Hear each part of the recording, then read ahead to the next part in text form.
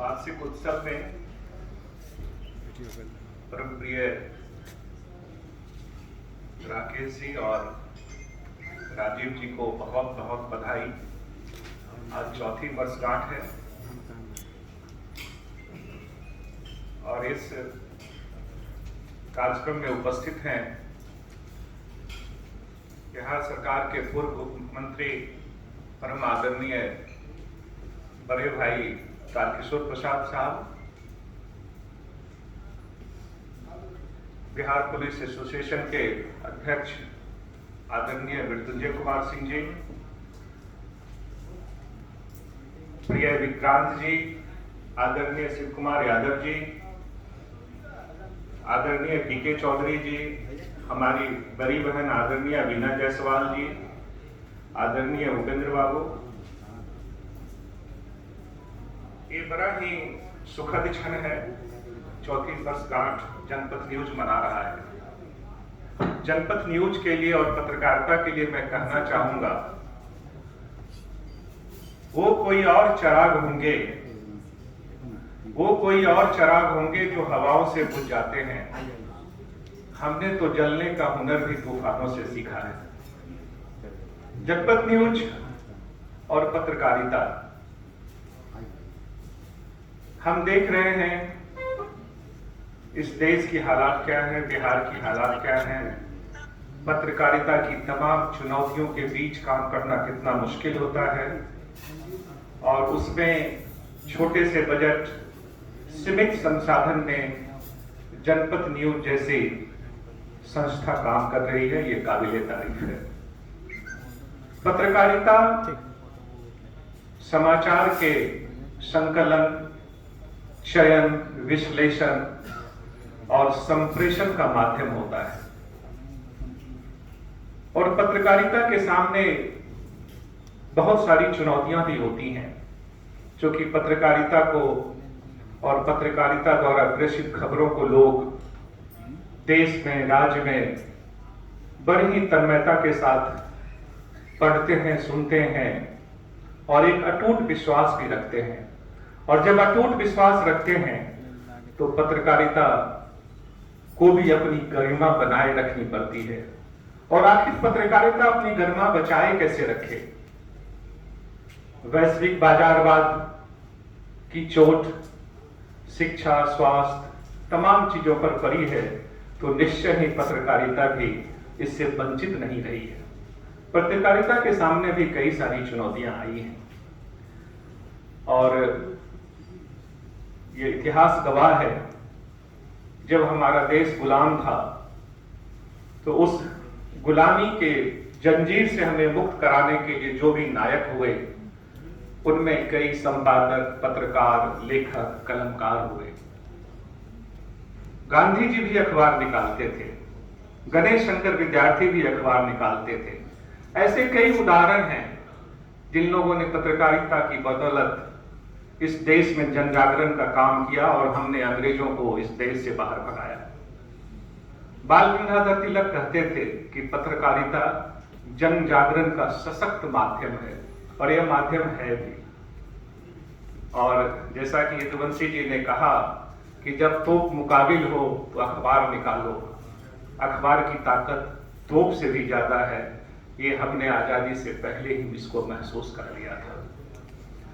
और इस देश में पत्रकारिता का इतिहास लगभग 350 साल पुराना है और इस 350 साल के दरमियान में हमने बहुत सारी चुनौतियों का सामना करना पड़ा हमें।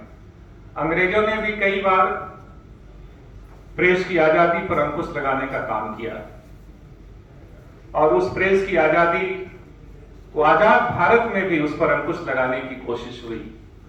हम इमरजेंसी के समय सबको याद होगा, काफी लोगों ने, नए जनरेशन के लोगों ने भी पढ़ा होगा कि जब इमरजेंसी में प्रेस की आजादी पर अंकुश लगाने की कोशिश की गई, तब मनोहर श्याम जोशी, कमलेश्वर, धर्मवीर भारती, सुरेंद्र प्रताप सिंह जैसे लोग सामने आए और उन्होंने इस चुनौती को स्वीकार किया और पत्रकारिता उतनी ही मुखर होकर इस देश में इमरजेंसी के खिलाफ खड़ी हुई और एक आंदोलन का रूप ली। और जब हमने देखा कि निर्भया की घटना हुई तो उस घटना में जो सड़कों पर उतरे थे, जो दिल्ली की सड़कों पर उतरे थे, उसमें कोई नेता नहीं था। उतने लोग कहां से आए थे? निर्भया के परिवार से जुड़े थे क्या, या इस देश के नागरिक थे? लेकिन उसको आंदोलित किसने किया? उसमें समाचार पत्रों की, खबरिया चैनलों की बड़ी भूमिका थी। कलकत्ता की घटना में भी खबरिया चैनलों ने अपनी बड़ी भूमिका निभाई। तो इस देश में जब जब संकट हुआ है तब तक पत्रकारिता ने इस देश को संभाला है। पत्रकारिता बखूबी अपनी चुनौती को समझती है और पत्रकारिता ने कई ऐसे काम किए हैं। अब सबसे बड़ी बात मैं कहना चाह रहा हूं, एक ऐसा भी समय आया जब मालिक के शिकंजे में पत्रकारिता फंस गई। संपादक जिनका संबल था, त्याग का प्रतिमान जो हुआ करते थे, वो भी अखबार घराने के नौकर साबित होने लगे। बड़ा मुश्किल हो गया था इस देश में। धीरे धीरे इलेक्ट्रॉनिक युग आया, डिजिटलाइजेशन हुआ और खबरिया चैनलों की भरमार हुई। और इससे आगे निकलते हुए कि जब छोटे यूट्यूबर्स आए तो इन्होंने सामाजिक आंदोलन में बड़ी भूमिका निभाई है। ऐसा मेरा मानना है कि पत्रकारिता किसी घराने की मोहताज नहीं रही, पत्रकारिता एक आम बात बनी। इसमें इन यूट्यूबरों का, सोशल मीडिया का बड़ा हाथ रहा और इस देश के सामाजिक आंदोलन में मैं उनकी बड़ी भूमिका मानता हूं। छोटे से छोटे गांव से लोग समाचार का प्रेषण करते हैं और वो प्रेषण आप तक पहुंचती है। ये बड़ी बात है। आप किसी बड़े चैनलों के लोग मोहताज नहीं रहे हैं, आपके पास बहुत तेजी से समाचार पहुंचती है।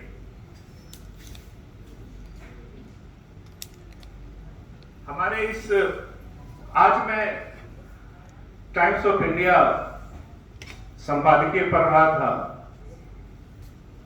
थॉट फॉर डे संपादकीय के ऊपर आता है। उसमें आज लिखा था, there are some subjects that can only be tackled in fiction. कुछ ऐसी चीजें होती हैं जो फिक्शन से टैकल की जा सकती हैं। और आज जो वर्तमान चैनलों की स्थिति है, वो कोई ऐसा सब्जेक्ट इस देश में नहीं है जो फिक्शन से उसको टैकल नहीं कर सकता। अब मैं आपके सामने एक उदाहरण देता हूं। जब यह देश दोराहे पर खड़ा है, जहां पर सामाजिक व्यवस्था आज आम बात हो गई है, लेकिन कुछ चैनल इस बात को साबित करने में लगे हैं कि जवाहरलाल नेहरू की जाति क्या है। इस देश को जाति की जरूरत नहीं है। अगर विश्लेषण करना हो तो जवाहरलाल जी की आर्थिक विचारों का विश्लेषण कीजिए, जवाहरलाल जी की विदेश नीति का विश्लेषण कीजिए, जवाहरलाल के स्वतंत्रता संग्राम में उनके योगदान का विश्लेषण कीजिए। लेकिन कहानियां गढ़ी जा रही है।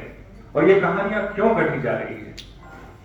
कहानियां इसीलिए गढ़ी जा रही है कि हमारे रोजमर्रा की, हमारे दैनिक जीवन की जो समस्याएं हैं, उनसे हमारा मुख मोड़ना चाहती है। कुछ लोग हैं जो साजिश के तहत हमारे आम जीवन की चीजों से हमें दूर ले जाना चाहते हैं। हमारी जो समस्याएं हैं, आज जीएसटी से हर कोई परेशान है। मैं तो उस दिन का इंतजार करता हूं जब बड़े बड़े संपादकीय इस पर लिखे जाएंगे। कौन सा व्यापारी परेशान नहीं है? मैं जीएसटी का समर्थन करता हूं, लेकिन मैं चाहता हूं कि इस पर संपादकीय लिखे जाए।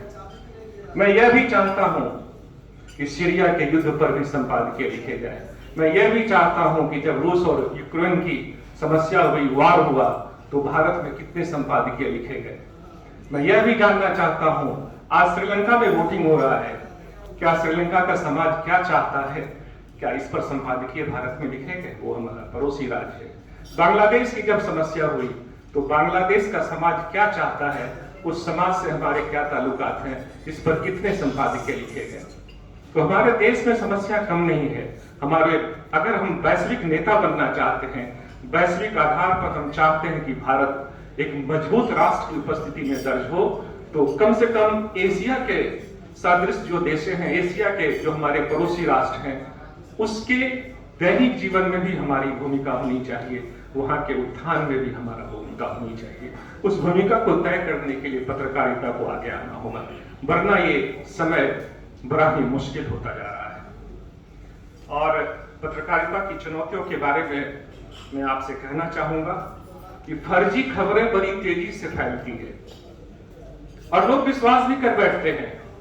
हमारे आपके जैसे पढ़े लिखे लोग भी विश्वास करते हैं, लेकिन इस देश के जो बहुसंख्यक लोग हैं, जो बड़े सीधे साधे हैं, वो तो और भी बड़ी तेजी से विश्वास कर लेते हैं। डिजिटल परिवर्तन के कारण हमारे पास डेटा बहुत है। अब हमको देखना है कि उस डेटा में एक होता है जांच का प्रोटोकॉल, कि उस डेटा से समाचार को हम कैसे जांच करेंगे कि ये समाचार कितना सत्य है। अगर सत्य है भी तो उसको परोसने से समाज पर क्या प्रभाव पड़ेगा, ये हमारी चुनौतियां हैं। दूसरी बात मैं कहना चाहूंगा कि तुम्हारे राह में मिट्टी के घर नहीं आते, इसलिए तो हम तुम्हें नजर नहीं आते। समाज में जो हाशिए के लोग हैं, जो हाशिए के वर्ग हैं, उनकी चिंता कौन करेगा। अभी नालंदा की घटना हुई, 80 घर जल गए, जलाने वाले कौन थे, क्यों उसने घर जलाए, और जिनका घर जला वो कौन थे। समाचार हमारे पास तक तो पहुंचे, लेकिन बिहार के किसी अखबार ने समाचार पर संपादकीय नहीं लिखा, जबकि संपादकीय लिखना चाहिए था।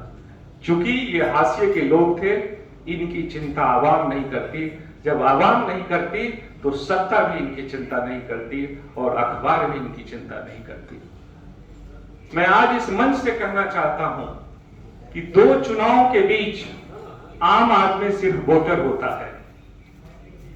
सत्ता यह नहीं देखती है कि इन्हें सब्सिडी चाहिए या इन्हें कानून चाहिए। सत्ता सिर्फ सत्ता की चिंता करती है। जो विपक्ष में होते हैं उनको भी सिर्फ सत्ता की चिंता रहती है, आवाम की चिंता नहीं रहती। तो पत्रकारिता की भूमिका इस मामले में और बढ़ जाती है। और मैं आपको कहना चाहूंगा कि अभी बड़ी चर्चा हो रही है वन नेशन वन इलेक्शन की।